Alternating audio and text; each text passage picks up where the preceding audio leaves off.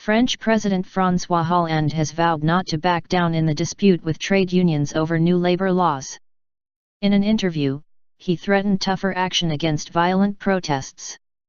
Fresh demonstrations against the reforms are spreading across France, with lorry drivers barricading roads in Nantes, Marseille and Le Mans. The government says the labor market reforms will create jobs. Unions say they will destroy job security and erode workers' rights. Last week, the government survived a vote of no confidence put forward by the opposition over the reforms, after forcing the reforms through without the backing of Parliament. The draft law will now be debated in the Senate. But the next challenge facing Mr Hollande's government is a week of rolling strikes and other action called by the radical CGT union. At the forefront of Tuesday's actions were lorry drivers, who say the reforms will allow employers to have their overtime pay.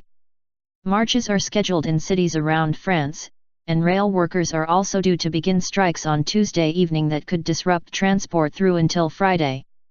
Speaking on the Europe 1 radio station as the protests began, President Hollande insisted that he would not give in, saying that it would be impossible, given the state of the country he inherited 4 years ago.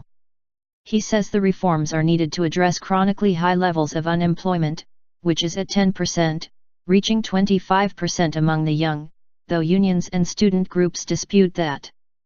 Mr Hollande warned those he said were using the regular anti-reform demonstrations to cause trouble, claiming 1,000 people had already been arrested and hundreds of police officers injured. Protesting is a right, he said, but causing trouble is a crime.